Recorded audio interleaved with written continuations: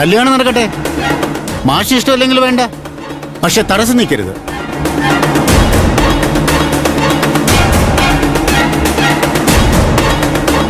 മകൻ ജീവനോടെ ഇല്ലേ? കല്യാണം നടത്തി കൊടുക്ക്. അവരെവിടെങ്കിലും പോയി ജീവിക്കട്ടെ. മാഷിനോട് ഞങ്ങൾ ഇത്രയും ഗൗരവത്തിൽ പറയേണ്ട കാര്യമില്ലല്ലോ. ഒരു കല്യാണമല്ലേ, അതും സ്വന്തം മകന്റെ. ഇനി ഇതിൽ കരയോ കേടവിടില്ല. ആദ്യമായിട്ടാ കുട്ടനാട്ടിൽ ഇങ്ങനൊരു പ്രശ്നം. അത് ഈ കരയോഗത്തിന്റെ മുൻ പ്രസിഡന്റായിരുന്ന മാഷിന്റെ ആയിരപ്പറ വീട്ടിൽ. മാഷൊരു തീരുമാനം പറ.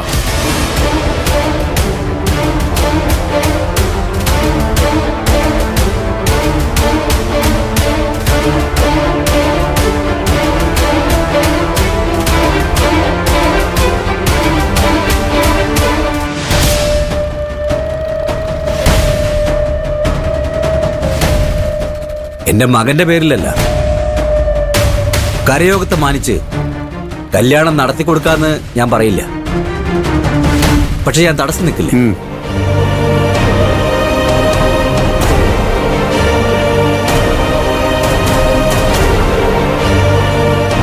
പക്ഷെ അതിന്റെ പേരിൽ ഒരു ദുരനുഭവം ഉണ്ടായാ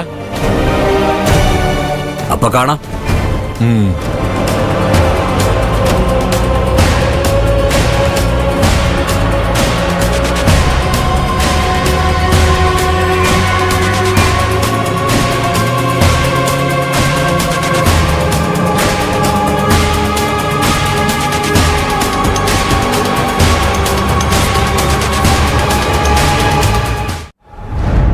എന്റെ പൊന്നേ, ഇപ്പൊ എല്ലാത്തിനും ഒരു തീരുമാനമായില്ലേ? ഇനി നമ്മള് പറയുന്നതേ നടക്കൂ. അത് പിന്നെ പറയാനുണ്ടോ? അല്ലേ? ആ ആ ആ ആ ആ ആ കല്യാണം നമുക്ക് ഗംഭീരമാക്കണം. ആ അതൊക്കെ നമ്മുടെ വഴിക്ക് കൊണ്ടുവന്നില്ലേ?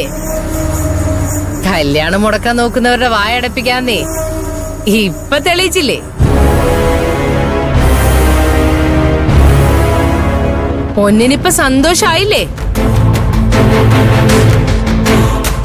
അമ്മേ, ആ ഫോണിൽ തന്നെ മേഡത്തോട് എനിക്കൊന്ന് സംസാരിക്കണം. പൊന്നു, മോളോട് അരവിന്ദന് സംസാരിക്കണമെന്ന് ഞാൻ കൊടുക്കട്ടെ? ആ മേഡം, മദം പൊട്ടിയ ആനെ തളയ്ക്കാനായിട്ട് ഒന്നെങ്കിൽ ഒരു തോട്ടി വേണം, അല്ലെങ്കിൽ ഒരു മയക്കുവെടി. ആ വെടിയാ നമ്മളിപ്പൊ കൊടുത്തത്. തോട്ടി വെച്ചൊരു കുത്തു കൊടുക്കാൻ അറിയാൻ പാടില്ലാഞ്ഞിട്ടല്ല, തന്തയായി പോയില്ലേ. കരയോക്കാരെ കൊണ്ടൊരു ഗുണവുമില്ല. പക്ഷേ ചിലരെ കൊണ്ട് പറയിപ്പിച്ച നമ്മുടെ കാര്യം നടക്കും. അല്ല, എന്റെ തന്തയും അതുപോലെ കുറെ കോംപ്രമൈസ് ഒക്കെ ചെയ്തിട്ടുള്ള ആളാ.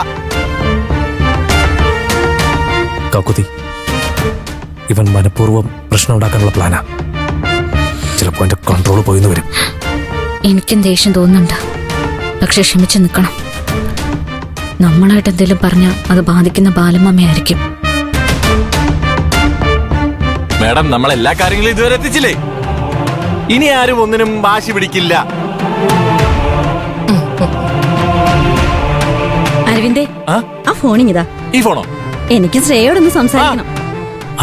അങ്ങോട്ട് കൊടുക്കളിയാ. നാത്തൂനെന്തോ പറയാനുണ്ടെന്ന്.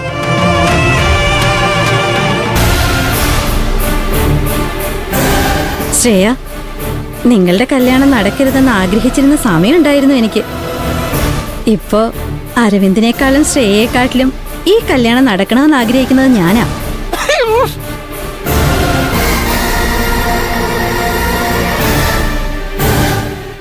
കൂടെയുണ്ട് ശ്രേയെ, ഞാനും രമേശ് ചേട്ടനും.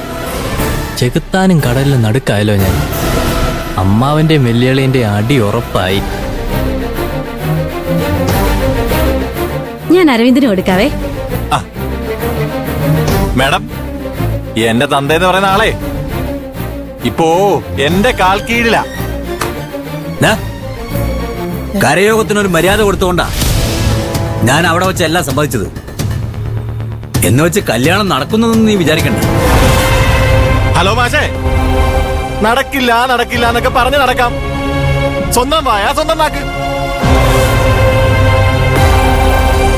നീ നിന്റെ കെടുകണ്ണി തള്ളയും ആ അഹങ്കാരി പെണ്ണും ചേർന്ന് എന്നെ കൊണ്ട് ഈ കല്യാണം എങ്ങനെ നടത്തിക്കുന്നു എനിക്കൊന്ന് കാണണം. വാശിയാണോ?